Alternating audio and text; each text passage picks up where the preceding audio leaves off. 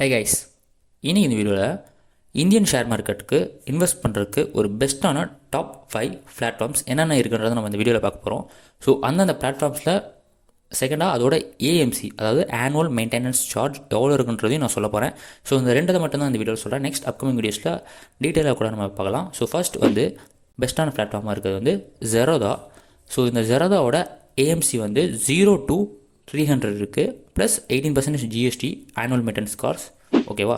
Second Upstox. So அப்ஸ்டாக்கோட AMC எவ்வளோ இருக்குன்னா 75 ரூபீஸ்லேருந்து 150 ரூபீஸ் இருக்குது, ப்ளஸ் ஜிஎஸ்டியோட சேர்த்து. தேர்டாக Paisa. ஸோ Paisa ஏஎம்சி எவ்வளோ சார்ஜ் பண்ணுறாங்கன்னா 0 to 50 rupees plus GST. And ஃபோர்த்தாக ICICI Direct. ஸோ ICICI Directோட ஏஎம்சி எவ்வளோ இருக்குன்னா 450 rupees plus GST. And last and ஃபிஃப்த்தாக நம்ம Groww தான்.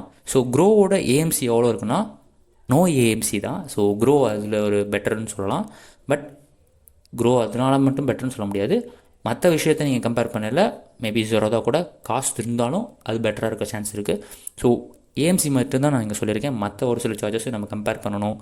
ஸோ அது இம்பார்ட்டன்ட் கைஸ். ஸோ அதை நெக்ஸ்ட் அப்கமிங் வீடியோஸில் பார்க்கலாம். ஸோ இந்த வீடியோ ஹெல்ப்ஃபுல்லாக லைக் பண்ணிக்கோங்க, அப்படியே நம்ம யூடியூப் சேனல் சப்ஸ்கிரைப் பண்ணிக்கோங்க.